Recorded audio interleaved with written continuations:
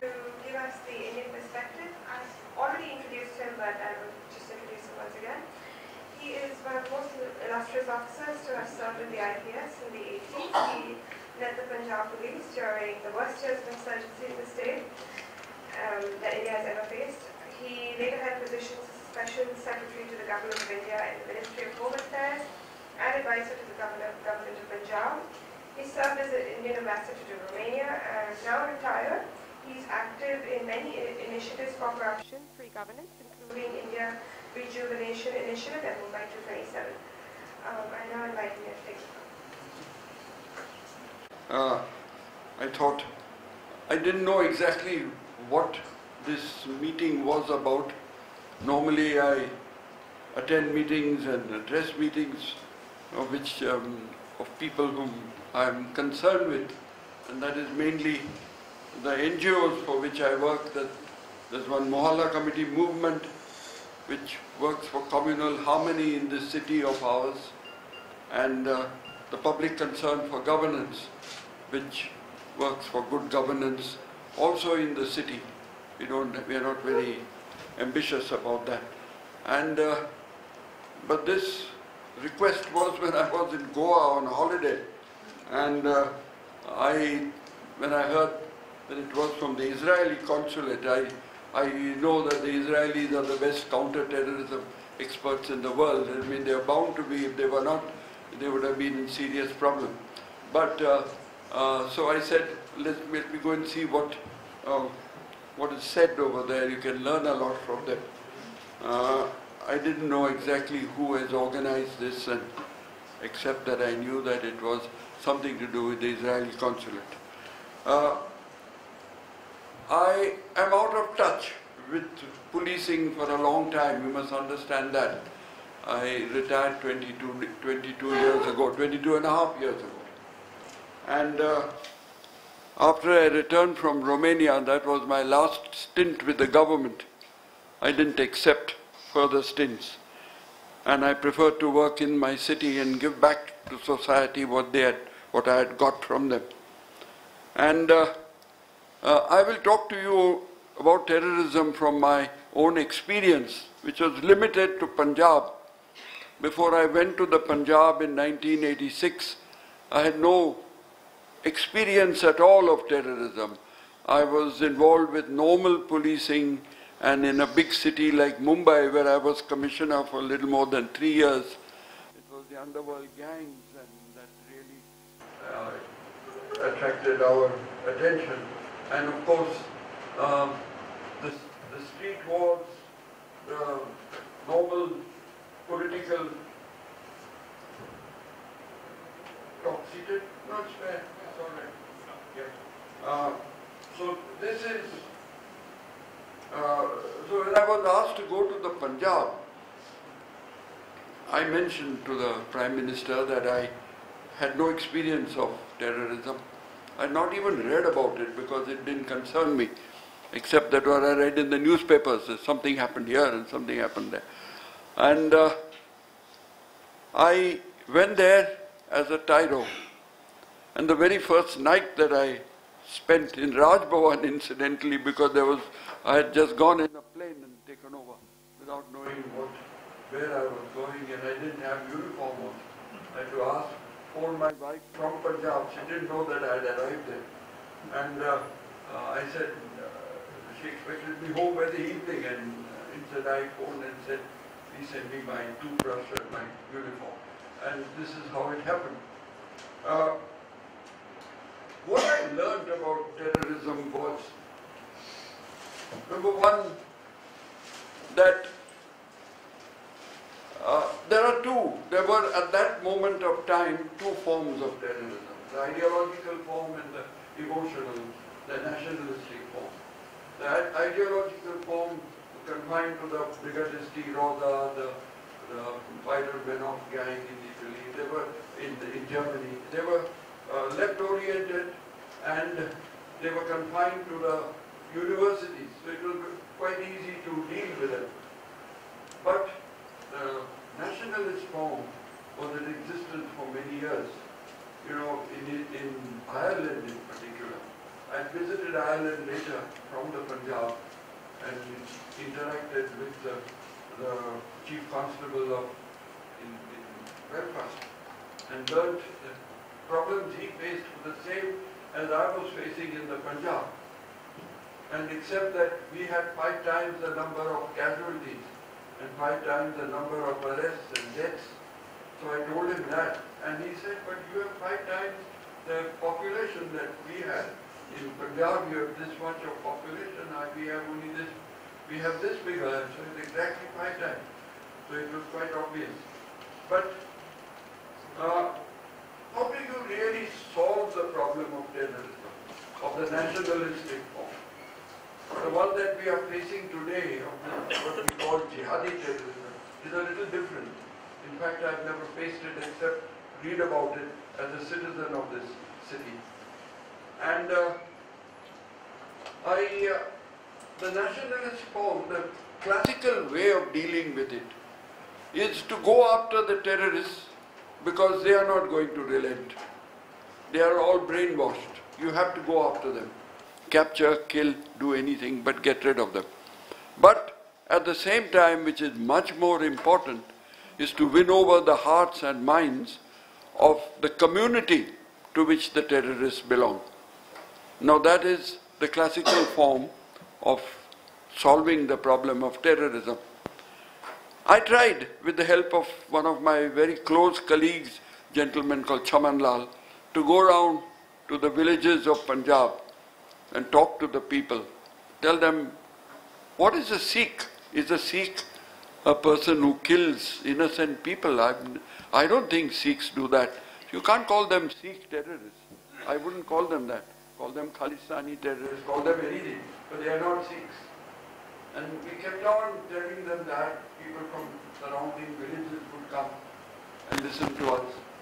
I don't know what effect it had, but I do know that finally, when the problem of terrorism in the Punjab was laid to rest, it was not a political solution that caused the end of terrorism. Neither the police or the security solution, neither of them. It was the people to whom the terrorist community belonged. You know, the Jat Sikh farmer of the villages who finally decided that they are not going to support these boys. So what is the type of support they used to give earlier? There were very few who gave logistical support. They were limited. Number of terrorists were very small. But if you thought that if you eliminated them, terrorism would end, it never happened that way. We made a list of all the leading terrorists and said we go after them in a very determined fashion, which we did. Mr. K.P.S. Gill was a very good practitioner of this. He was the best operation man that I have worked with and who has worked under me. And I really relied on him for that because it is not my forte. And finally, we found that as they got eliminated, captured, killed, whatever, they were replaced.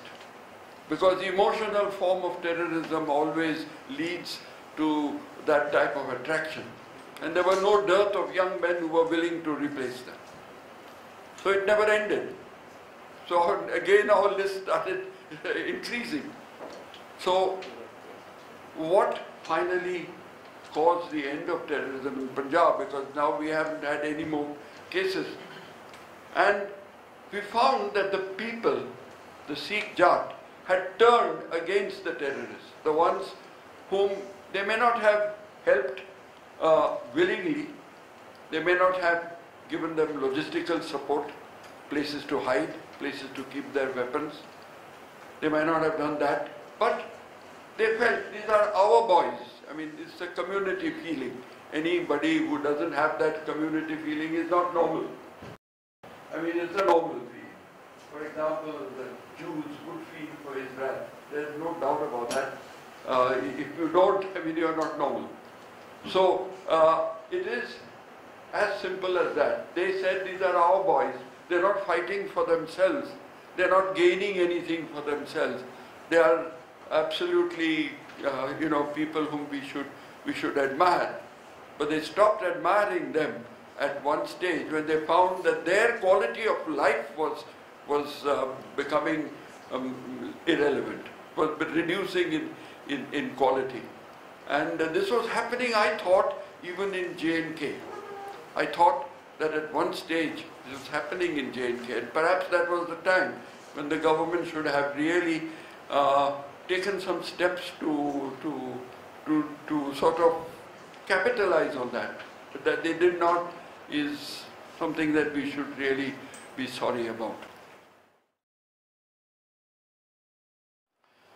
I learned much later, because I was in Romania by then, that they probably started interfering with the women in the villages, and because after all they are underground and there is lack of whatever physical needs that they have. So they started interfering in the women, and that caused the Jat-Sikhs to go against their own coup religionists or the coup community people.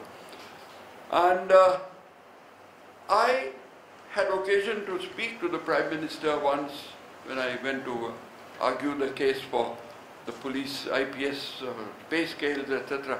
I had occasion to talk to him about my view on how we should meet the jihadi form also. Because I work in Mumbai itself, with my age I've reduced this going to the slums, but I used to go quite frequently to the various slums which exploded during the 1993 riots. I was not here, I was in Romania at that time.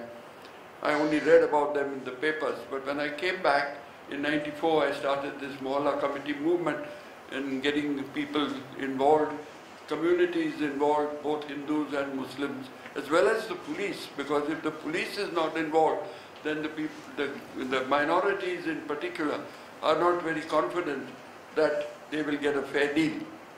So I had this tripartite agreement, is to go to them, and I found that most of the ordinary Muslim, the poor ones, the ones who live in the slums, they are mostly artisans. They work on their own, they earn on their own. They are either welders or they are electricians or drivers and things like that. They're mostly uneducated. Great pity is that their women are uneducated, which is a huge problem, which we are trying to address by asking the mullahs in charge of the madrasas to please give them, to allow us to teach them the 3 hours at least. And some of them agree, some of them don't, but anyway, it's an attempt to address this particular problem. But the young men who are self-employed, I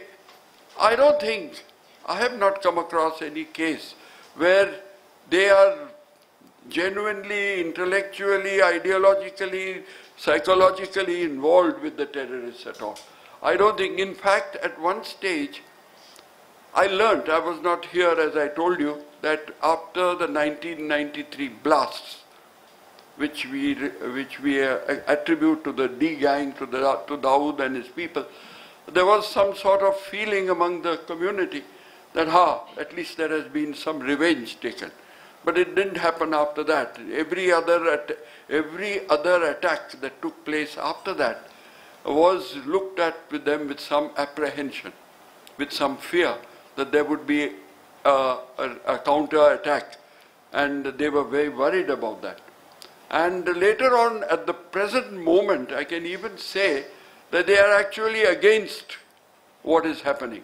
The terrorist attacks are not something that they appreciate, even though it is done by what they call jihadi terrorists.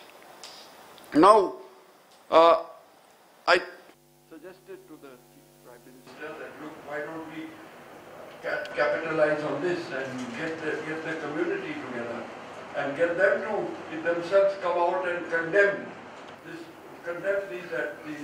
these attacks which are on innocent people and which really bring them absolutely no returns. No country in the world has ever capitulated to terrorism. I do not know one instance in recorded history where any country has capitulated, small or big. So there's no chance of a country like India capitulating.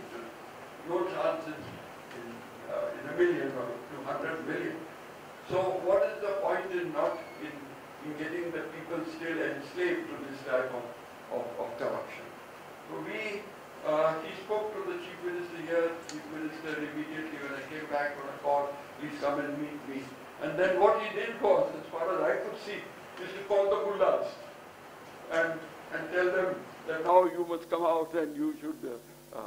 I thought that was not really what I had suggested. It is the common man, the common Muslim who lives in the slums, in the bastis. They are the ones who should be addressed, who should be shown some dignity, who should be shown that they are equal citizens of this country, who should be told that we have nothing against you. On the contrary, you are respected. Everybody expects respect. And if they are shown that type of respect, they are the ones who can, the only ones who can tell us about suspicious movements in their bastis, about suspicious characters who have come into their bastis. Who is going to tell us? Are the Hindus going to tell us? They are not. I explained this even to the policemen whom I address sometimes. Who is going to tell you? And unless you treat them with some respect and dignity, they are not going to have any confidence that you will sort of respect their anonymity whenever they give you that type of information. So this is our attempt to get this kind of information, because please understand, the 26/11 attack was quite a different form of attack, and Brigadier would know more about it because he's really an expert. I'm not. I know that it was a feline attack. They came from a neighboring country. They came across the seas, and information was probably available but had not been properly dispersed. There is a big problem in our polity where we have a parallel system of police administration, where the district magistrates and the Home Secretary, they modified the Bombay Police Act, where they said the Home Secretary would be the administrative head of the police. I mean, he would be the superintending. Now, this is ridiculous, because what type of policing do they know? It should be left to the professionals, and that is so. The first point of information is there, and do they after that spread it? Do they understand the importance of this type of information? Where have they passed that information? To whom have they passed it? All that has now been sorted out, but at that time it was not, and it was a big lacuna.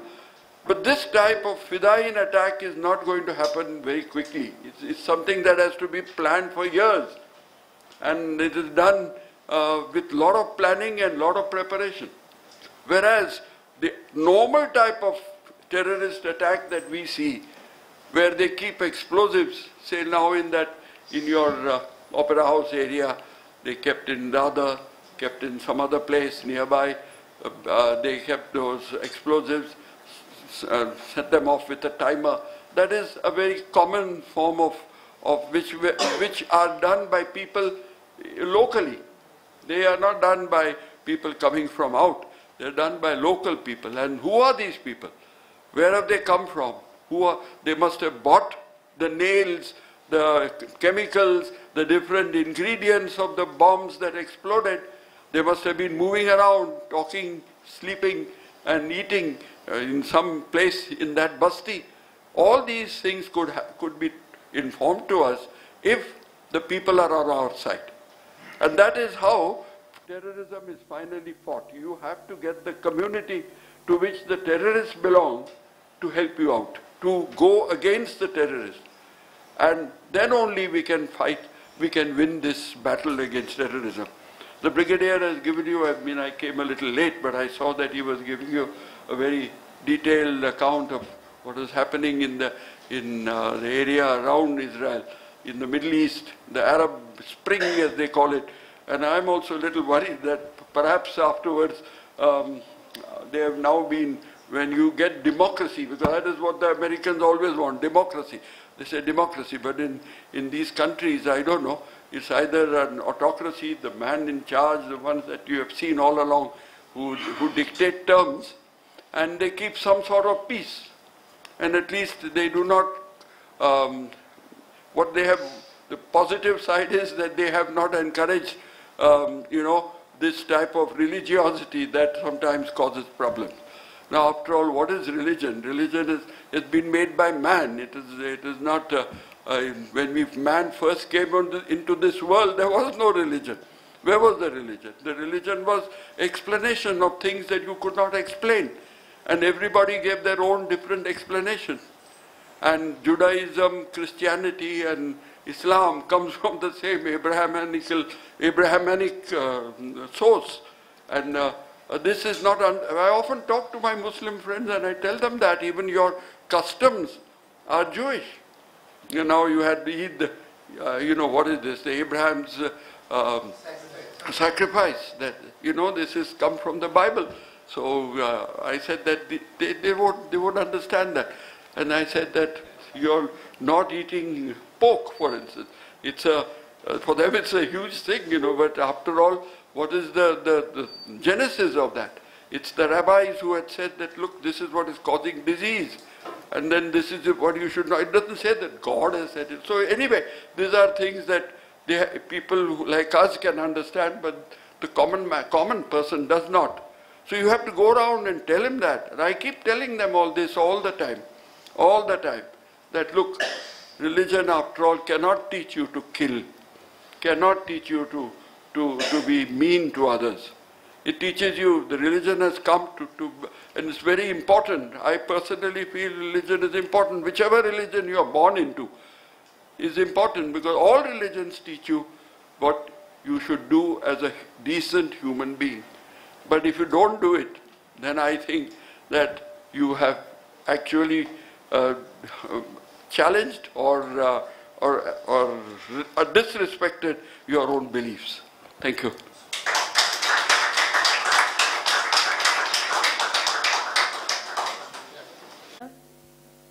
My question is to I'm Dr. Shitesh Prabha from Brooklyn College of Commerce. Having studied terrorism since 1988, did my PhD also on terrorism as an instrument of foreign policy.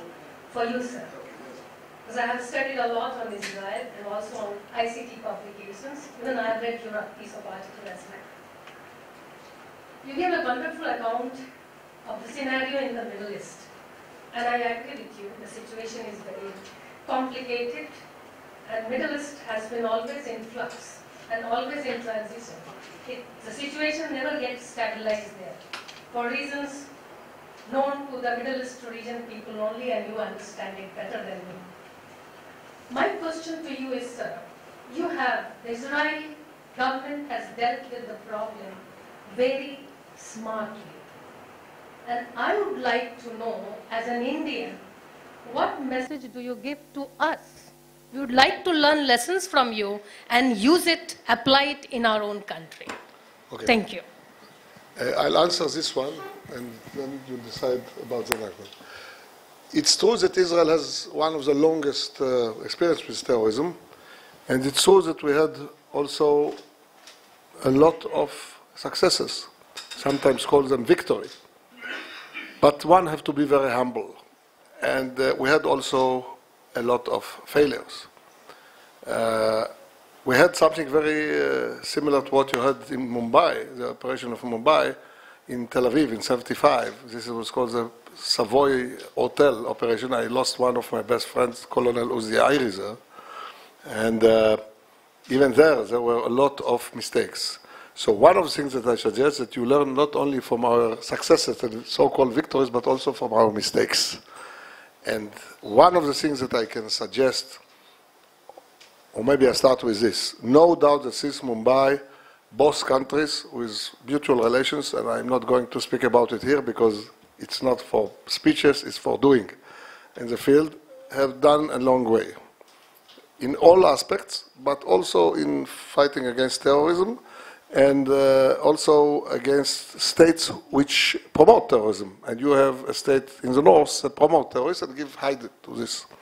We also have this thing. It's Syria. It was Hamas, semi-state, and others. It demands a lot of investments in high tech, in signal intelligence, what you call listening to the other side through communications, cyber intelligence, through vision intelligence, VISINT, so I thought SIGINT, signal intelligence, VISINT, vision intelligence, and of course human intelligence, what you call espionage. The important thing is, first of all, to come to the state of the art and to buy and to develop, sometimes together, sometimes by yourself alone, systems that fit the given situation, your country, not exactly the given situation in our country. The height of your mountains with pockets, the height of the hills, or the flat thing in Gaza Strip, for example, okay? Even not in Lebanon, which is small hills compared to what you have in Pakistan. So to invest a lot in clever devices and to develop more and very rapidly. And sometimes it takes time because the political level hesitates to invest in this, okay? They say, and sometimes they are just. It's better to invest in education, better to invest in good roads. We discovered that the investment in this put one in front of the other the two main well-known stories. What's more important? Quality of life or life? So life is before. Later, if you are alive, you need to improve the quality of life. And that's why we put a lot in security and budgets and manpower, and that takes years. It takes years to develop it. The Mumbai happened something like 208. Now we are 11. Sometimes it takes even 5 years, even 6 years, until you see the real good fruits of such things. That's one thing that I suggest. Second, I think that both countries have the ability to invest in learning something that is neglected mainly by services of security, because they, and I'm not accusing them, they are, after all, measured by how many fugitives you succeeded to capture or to kill or to neutralize, okay, or how many terrorists you succeeded. A lot is neglected in the field of the ideology of Islam. I'm talking about the ideologies that extremists, jihadists, not only Al-Qaeda. And here we have a lot to share. You have a lot of ability to translate from Urdu. We hardly have Urdu speakers and readers in our country, although Memory opened a small department now, Memory, the other institutes that I work with, they translate from overt internet sites, TV, radio, leaflets, newspapers and so on. You have a lot to contribute to this by scholars like you that might bring about information about different ideas that this Islam is developing. Okay, Al-Qaeda, for example, have a lot of sheikhs. They're called the sheikhs of al-Sahwa. They're waking up, and not enough people are doing the research. And as I told you, the Middle East was and will be more, to my estimate, a source of proliferation of jihadic ideas towards your area and also to the world, because of what I describe now as rising up of the Muslim Brotherhood and rising up of the jihadistic elements, I'm sorry to say, in what is called by mistake the Arab Spring. So that's another way to do it. I think it's important that part of this effort on translating and give right commentary to the ideology that motivates the people, okay, will be published in English, in French, in Deutsch, even in Romanian, that I don't speak so much, as I told you. And why? Because that is a way to confront those guys that outside speak in one language, in Urdu, very extremely in the mosques, and when they go to England to visit, or they go to the others, they speak very nicely in English, something 180 degrees opposite. Okay? Shame them. Put them in front of the mirror. Okay, so that's also a method. I give you only small examples out of many. That the third thing, even here, we made a mistake, we started too late. Don't do it like us. We already paid the taxes for this mistake, don't pay it again. I mean, it's enough that we paid it. Follow the money. Follow the money. We started it years after we had to do it, and we discovered suddenly that we succeed to neutralize part of, because we talk here about huge organizations. I'm talking about thousands of activists in any city. Follow the money. Follow, for example, the da'wah system, which is the infrastructure of, for example, you have Ashkar Taiba, as you know, have the system of Jamaat Da'wah. Follow it. Follow where they are sending the letters, where they have the credits, where they have all the accounts, which banks. And this needs a lot of cooperation, not only between the police and the intelligence of the army, not only between the external intelligence and the internal intelligence, also the help of the banks. The banks don't like to give information about what's going on there. The help of the treasury ministry, the help of the customs. Sometimes they bring their money in the shape of brilliants or in shape of gold or in shape of goods and sell them and get the money. They are very sophisticated. We are confronting a very sophisticated enemy that sees, I'm sorry to say, the other religions like Judaism, like Christianity, and even Hindu, as inferior to what they see as Islam. Most of the Muslims tell me, and by just, that this is not real Muslims. They're not real Muslims if they keep, because Islam, you have a lot of Muslims that, most of them, majority, are innocent people. They don't want to kill them. And the translation of Islam, that's why I'm saying how to follow, or why it's important to follow the ideology. So learn from our mistakes. We try to transmit, of course, to young people part of it. Part of it is learn, part of it, and it's not immediately the same way to deal, because India is not Israel, Israel is not India, and the conditions of everything are in many things are different. But there are things that you can adopt. So that was a long answer to a short question. Okay, yes, sir. One request to every audience is first, please identify yourself, and second, ask only one question at a time since we are short of time, please. Okay. My name is Kavi Arya. I'm a professor at IIT in Mumbai in computer science. I'd like to just highlight 2 or 3 very important points which were raised in 2 or 3 talks which had happened earlier. One was by a stockbroker called Ramdev Agarwal in this venue, and the other one was by a head of our Western Naval Command, Vice Admiral Pradeep Chauhan, 2 weeks ago. It just highlights the fact that us Indians in the past have been very inward-looking. The world has dramatically changed over the last 2 decades, and we are becoming more globally oriented, but not enough. Our economy has taken 60 years to become $1 trillion, and it's going to take only 5 years more to become 2 trillion and so on. The names of the straits that you mentioned made another connection, because Vice Admiral last week referred to them as very important strategic points for us because of trade, which means that 90% of our trade is going through these sea routes.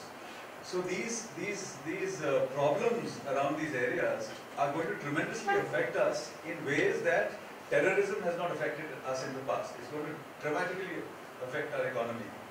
Having said that, most of the questions I had in mind, you have already addressed. And one of the main ones is follow the money. Right?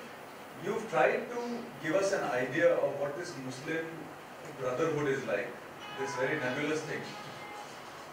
You've given an impression that it seems to be distributed. Is there an agency that sits on top of it and communicate? Is there a hierarchy? Yeah. Is there a kind of global agency, right, which is connecting them essentially? This is the Muslim Brotherhood. Before such, look at this thing with the fingers. Okay, here. I try to understand what does it mean, what the painter meant. As we say, what the author meant, or when he wrote the song, I understand that this is some sign of terrorism. Why it's important for me?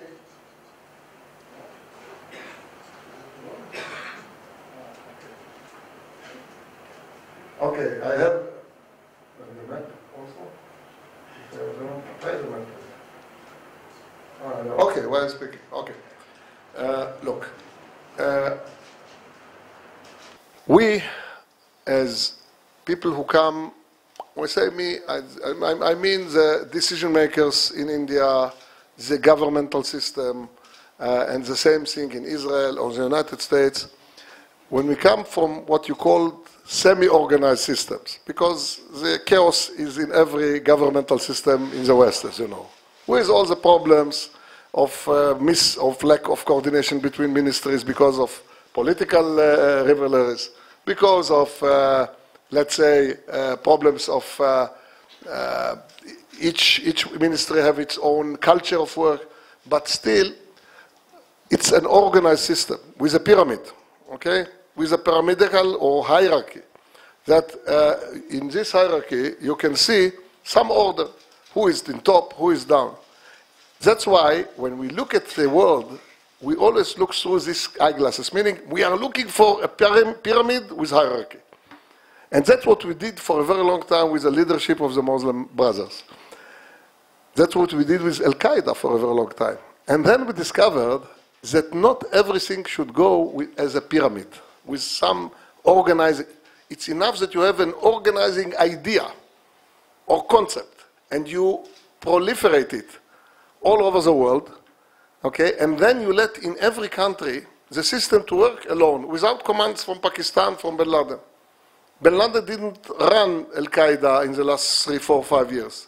They tried here and there some operations, but generally they had no clue, didn't have a clue about what is Mr. Ulaiki, Sheikh Ulaiki was planning in Yemen. That was his own initiative. He understood the general ideas through the sheikhs, the fatwas of the sheikhs, and then he said, okay, how I'm going to translate it according to my abilities and the things and the conditions that I have in Yemen. And he found this idea to put bombs in American Express, Federal Express aeroplanes, okay? For example, hidden in some machines or things like this.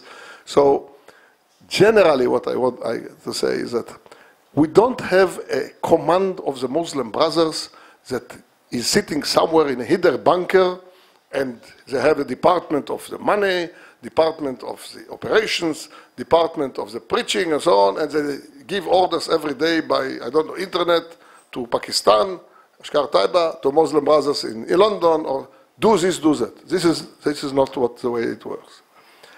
They give the concept, the ideas, and then it's developed. Now, if they meet, I'm talking about the main sheikhs, okay?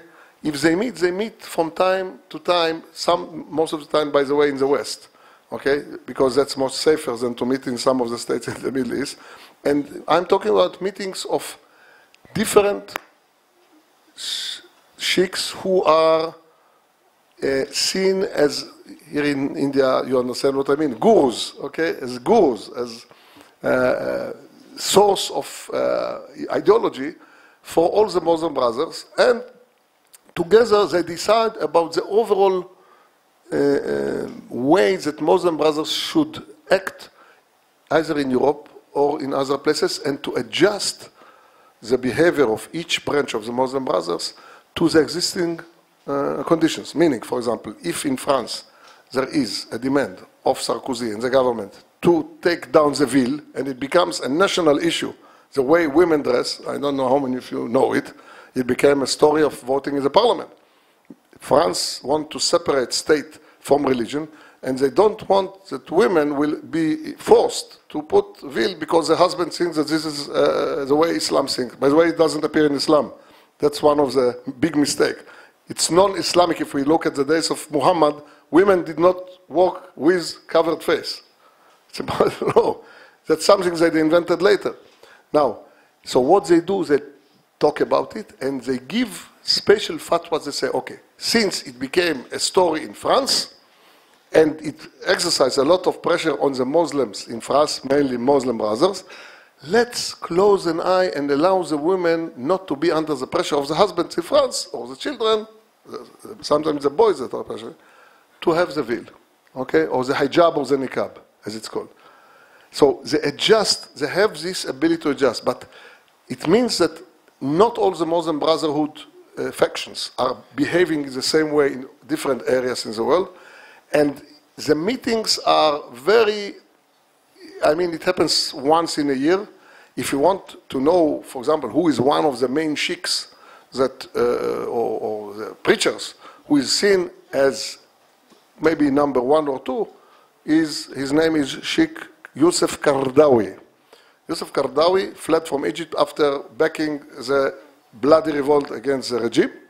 He lived in Kuwait, and he appears in Al Jazeera station, which was a station of the Muslim Brothers for a very long time. I don't know now, but until last year, he appeared and preached every week for 3 times. Now, after the so-called spring in Egypt, we expected that the first preacher that will come and speak to the Egyptian people in Tahrir Square, the central square in Cairo, will be Mr. Tantawi, General Tantawi, who is running Egypt now, and will tell the Egyptian people how he's going to run it until elections, which might come, let's say, 2 years from the day that he got the rule. And instead of Tantawi, what we've got as part of the spring was Qaradawi. He came from the Gulf, as many Salafist jihadists after the revolution of so-called spring, and he was the main speaker in the Tahrir Square, and he called for jihad. I finish. He called, the first thing to do is to call for jihad. So that's what I try to tell you. It's not a hierarchy that is operating every day, but they have some groups that meet from time to time, okay? And they have a central place that they collect the money. It's called the I'tilaf al-Khair, the coalition of the good, and he's in the top of it, and they collect money all over the world and send it, if you ask me, without giving you secret sources, also to Ashkar Taiba. Yes, sir. Excuse me. I'm sorry. My name is Maulik Mamani. I am taking the undue advantage of being a member of the ORF to break the chain of questions. Okay. My specific question is for Mr. Ribeiro, please, sir. I happen to be a civil service aspirant, and in the due course, I was compelled to read the Police Reform Commission reports, starting with 1971 and then the Model Police Act that you compiled, followed by subsequent committees. Here the basic problem with the enlightened citizenry is the disillusionment that police reform committee recommendations are not getting implemented at all. Because at one point you see the cadre authority being the home ministry in the center, and the controlling authority being the state government. In the battle between the union and the state politics, somewhere the entire police reform aspect is totally getting killed. And within this, a very important question is, in order to reform the police legislations, how possible is it for the police, while solving problems of terrorism, to stick to the legality or stick to the legal system in such a corrosive environment? That is my question for you.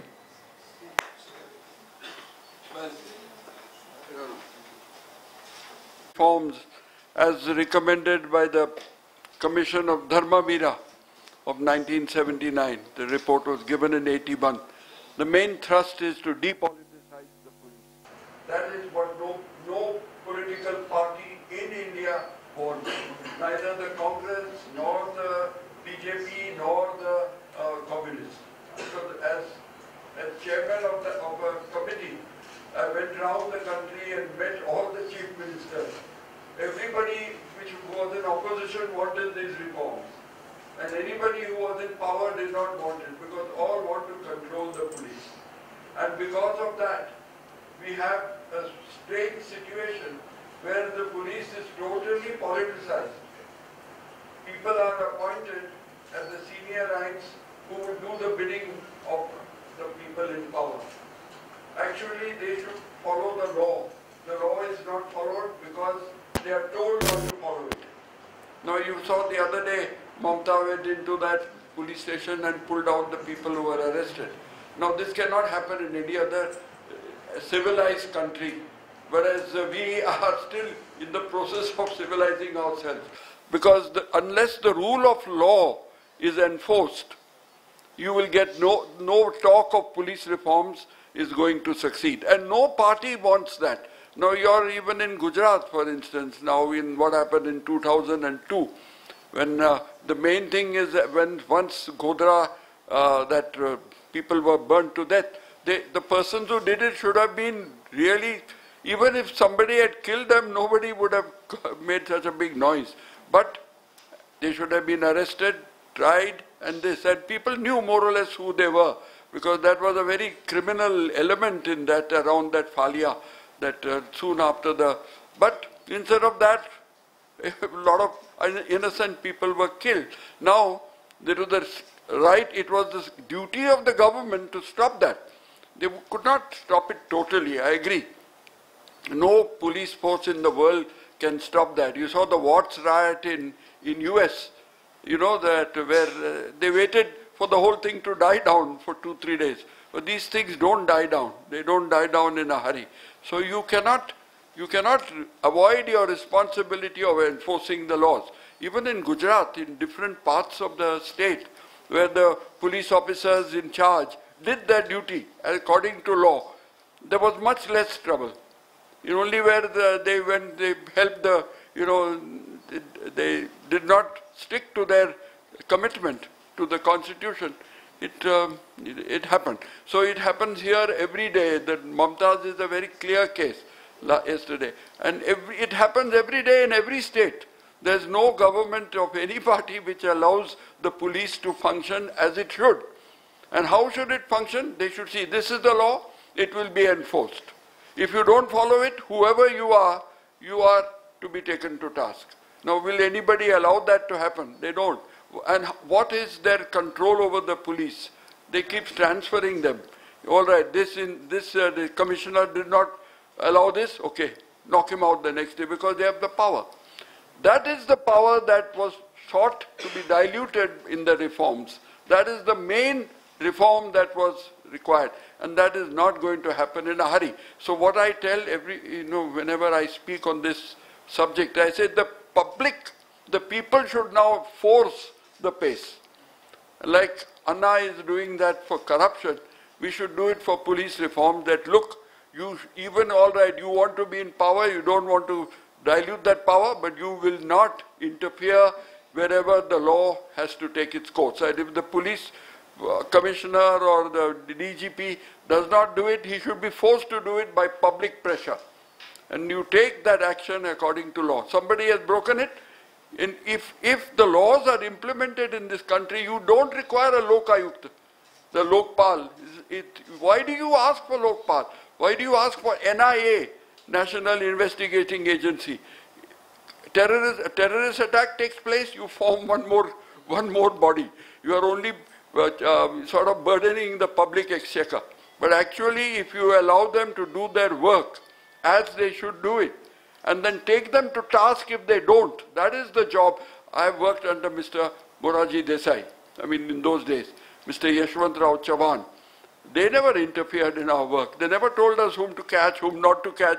But if you didn't do your job, or if the public complained against you, then they would interfere.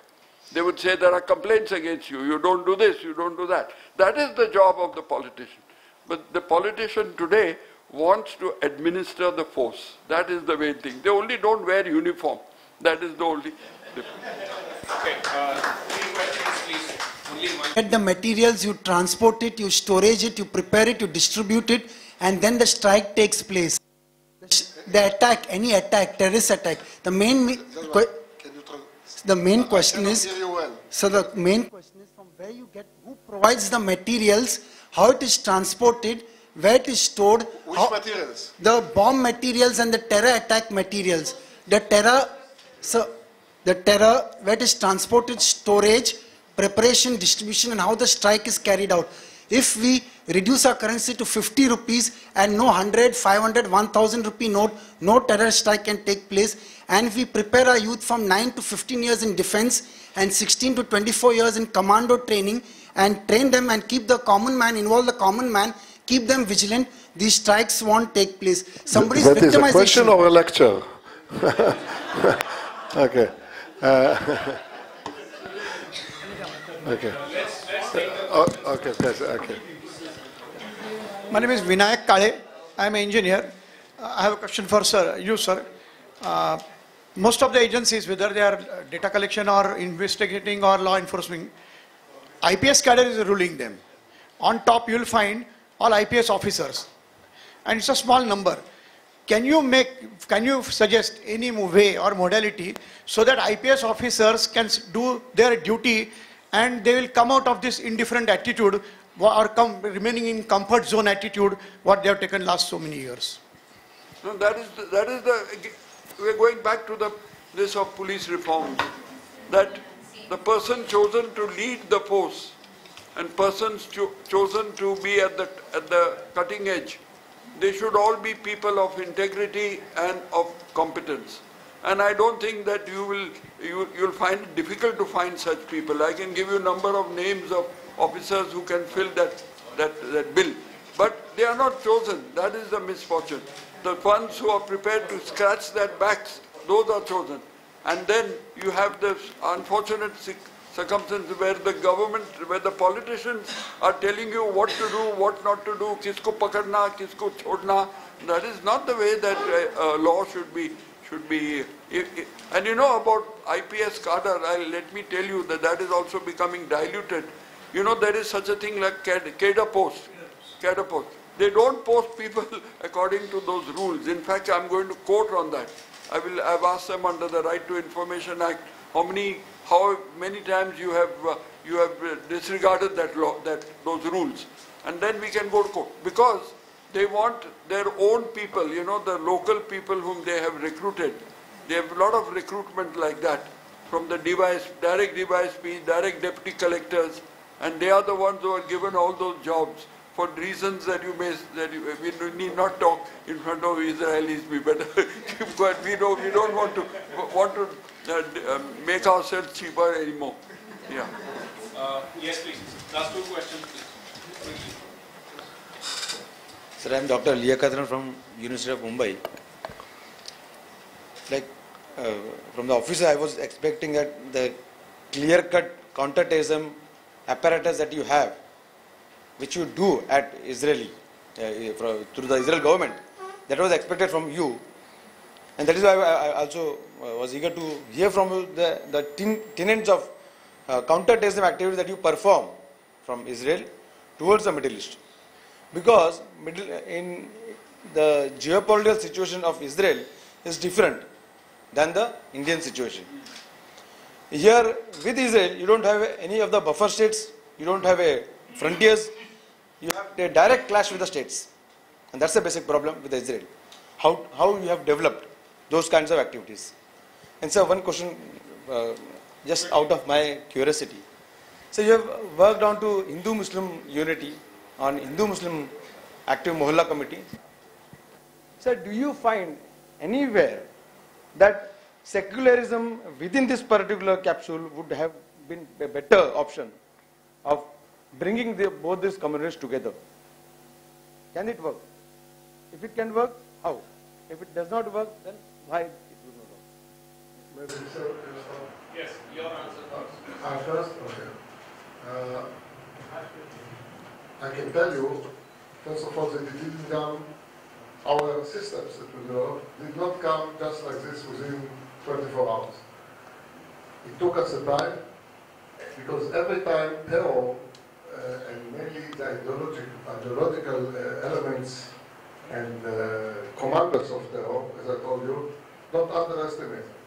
And one of the things that they do, when you do something, you find immediately after 1 week, 2 weeks, the counter system to counter them. They change tactics, they change method, they change the tools, and always you have to find not to think about the operations that happened yesterday, but what might happen in the future. That's why I stress so much about the weapons from Libya that is now coming, and it's much more developed than what we saw before. We might see, for example, naval mines that might explode ships that come from Libya. He had a very big collection in his arsenal, Mr. Gaddafi. We might see much more effective air-to-air or ground-air missiles that can be operated by terrorists that, again, part of it come from Libya, part come from Iran, and we have to prepare ourselves for this. So don't prepare yourself according to the last war, but according to the next war. That's important. Second, it's a try and error studies. And the question, who has the best learning curve? Who has the best ability to learn faster than the enemy? Why I say try and error? The try sometimes is successes, but there are also errors. And that's something you have to put in mind. It's not only a chain of successes. On every success or two successes, you have one failure. And it's not going with knockout. This battle is a long battle. Your victory is will never be a knockout. It will be in points, as it's done in boxing, and it will take a lot of time. That's one of the things that at least Western peoples, mainly in Europe and the United States, the time became an element. You know, fast, everything has to be immediately. They don't have patience, while the others have a lot of patience. The others have a lot of patience, especially if it's Islamic elements, Islamists, jihadists. One of the things that they teach the people is what's called the sumud and the sabr, meaning the steadfastness and the ability to suffer for a long time and to wait a long time. They don't care if their victory will come, let's say, not tomorrow, but a year later, 2 years later. But they look at the time in another dimension that we look at it, okay? So we have to adjust our minds to the way that they are thinking and to try to think in the way they think. And that's a long way to do, even Israel. In many things, we sometimes study new things every day, okay, about terrorism. Israel was the first one, for example, to locate this idea of hitting big buildings with airplanes with passengers in it, okay? In the way, we had a disaster about it, but we were the first to locate it, and the terrorist element that invented it, so to say, were not bin Laden from Saudi Arabia, or those Saudi guys in the airplanes in the United States. These were the Palestinians. They brought the idea, okay, how you take an airplane, turn it to moving bomb, because it's full of fuel, and crash into big buildings. So that's my answer to that. Would you like to ask your question? I don't mind. It is not, it is what we have been doing in the Mohalla Committee. We started in 1994. There were 3 of us who began it. One was a lady called Sushoma Barwe, and I was the second, and there was the police commissioner at the time, Satish Sani. The 3 of us began this attempt to address the alienation of the Muslim community. And I know that we had huge, long sessions with them in Mahim, particularly in that area where it began. And we went on for 3 nights before we could make any breakthrough. They were not willing to even talk to us. And they even told me, Rivero Sahib, we have respect for you, but why are you getting involved in this? We have no faith in the government anymore. This was their earlier. Sharad Pawar, who had invited them for talks, they just refused. They just refused. So what we have done is get them together, both communities with the police. The police is a very important segment of this.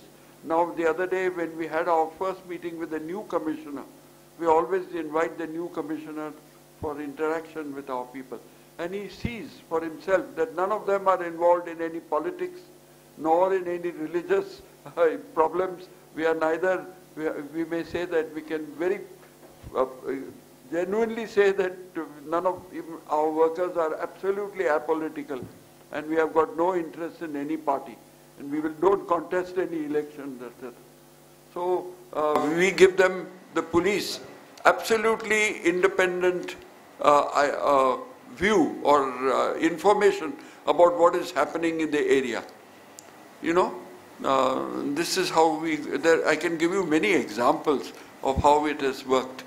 But it does work, it does work. Yes, please, last question, please. Okay, I've done MPhil in Indo-Israeli military relations. Can you hear me nicely? Okay.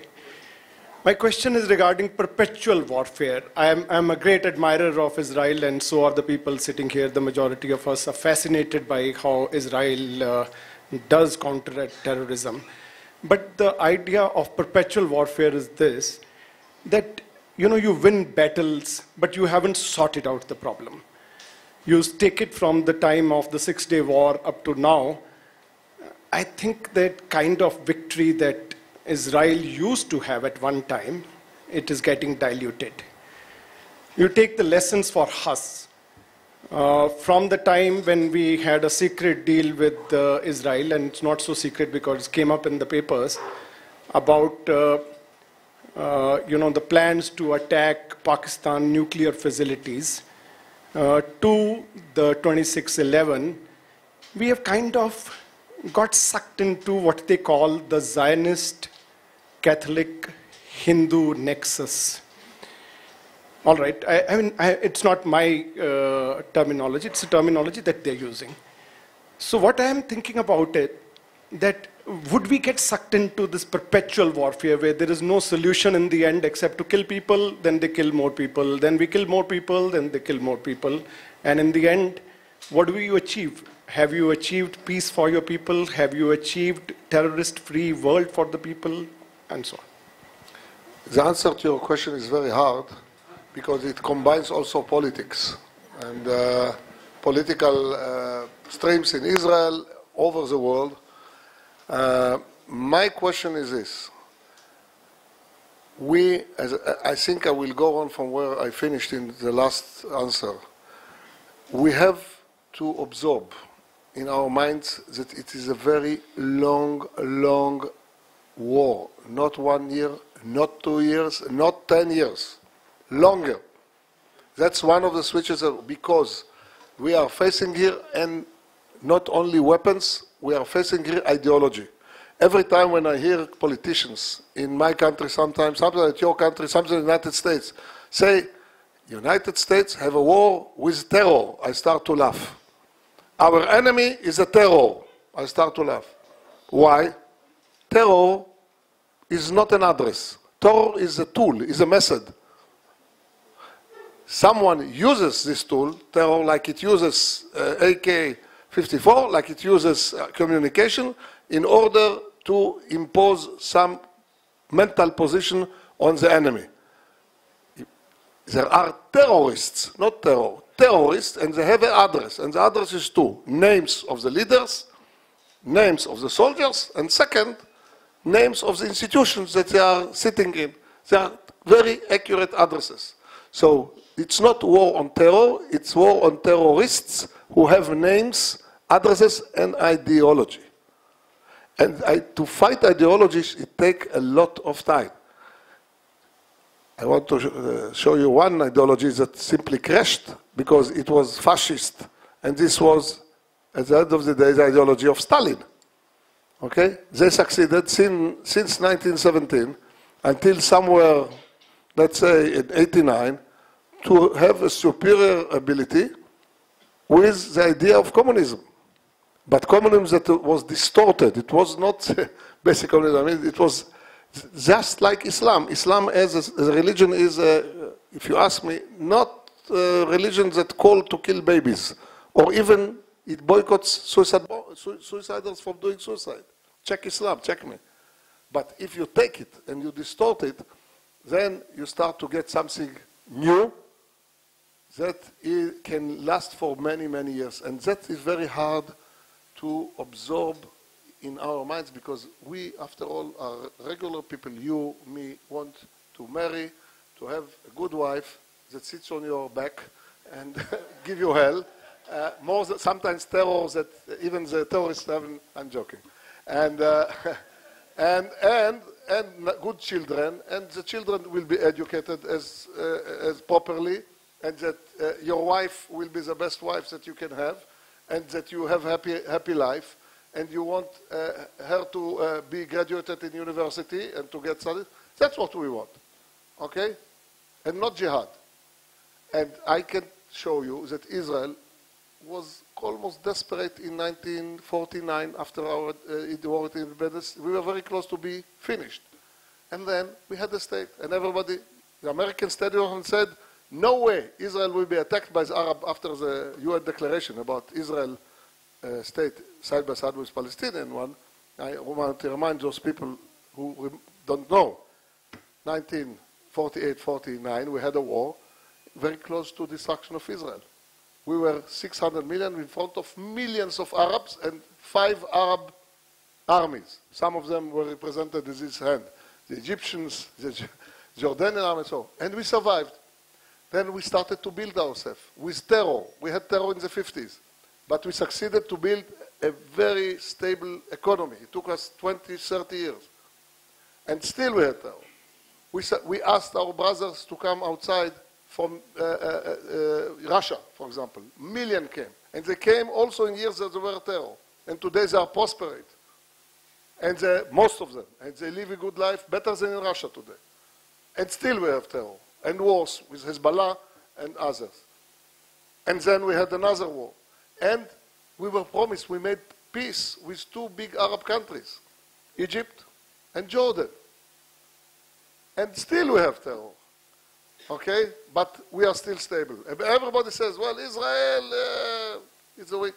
And still you see that Israel succeeded with all this terror. And we are living in cities, part of them are under terror. Mark is living in an area that is very threatened. He works in Jerusalem. Jerusalem was a center of the terrorist activities. We had a campaign of suicide bombers that were almost very close, I don't know if you remember, sir, 2001, 2003, to bring Israel to its knees. They succeeded. They had suicide bomber every morning, afternoon, and evening. Every second day, 20 people killed. 20 people killed in Israel every second day. It means like 200 people killed every second day in India, or even more, for years. And we succeeded with the good work of joining together the efforts of intelligence, police, foreign intelligence, inside intelligence, fence, and so on, to break this down. We didn't succeed to break the motives, meaning the ideology. But we learned how to break it down. Why? Because we learned the ideology of those guys. And we learned how to fight them through the public opinion. And they became outlawed, especially after September 11 in the United States. So it shows you that we go forward and build a prosperous state, even in the worst conditions that I don't think any other state on the globe faces. Why? Because we believe in peace. We always have in the compass, at the end of the day, even if it take 20 years, 30 years, 40 years, that we'll have peace with our world. That's why we are so worried now, that the Muslim brothers will destroy the peace that we made with the 2 main Arab states, our 2 main neighbors, which are Egypt and Jordan. And I wanted to remind you that we even brought Yasser Arafat, as his people demanded. And we made agreement with him. And we are now fighting together terror in the West Bank, side by side with Mr. Abu Mazen and with the Palestinian Authority. And they fear terror more than us. And they are fighting daily. And you want, I'll tell you a secret, don't quote me outside. They do 70% of the arrests of terrorists in the West Bank, not anymore our services. Not because they love us, not because for us. They do it for them. They remember the shooting in the legs of their children and women on the top of the buildings in Gaza, and then they threw them, Hamas threw the Fatah people down only some years ago. It didn't happen in the days of the Romans. So what you see is that Israel goes on even if we have threats, and I just mentioned the atomic threat, and Israel take risk and do operations that no other state did in order to neutralize atomic military efforts in the days of very humanistic rulers like Saddam Hussein. I want to remind you, we were attacked for bombing the nuclear bomb in Iraq, in 81. After all the world invaded Iraq in order to save Kuwait, including the Arab world, everybody kissed the hands of Israel for destroying this. Because if Saddam Hussein had an atomic bomb, I want to see the Western armies, including the American army, invading Iraq. So always in the compass, you have far away there, keep one eye on the peace. And in the time being, you have always to defend yourself, to develop new methods. So we want peace, we will get peace, but in the same time, be ready all the time. Thank you.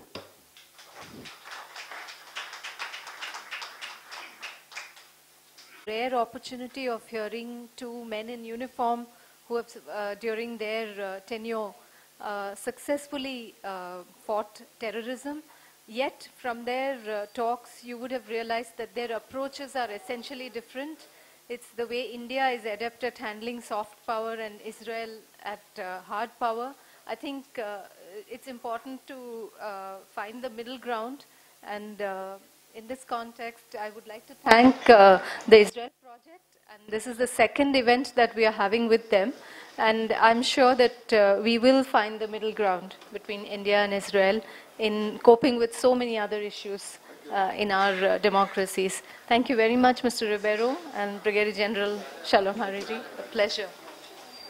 Here's a little token from ORF for both of you.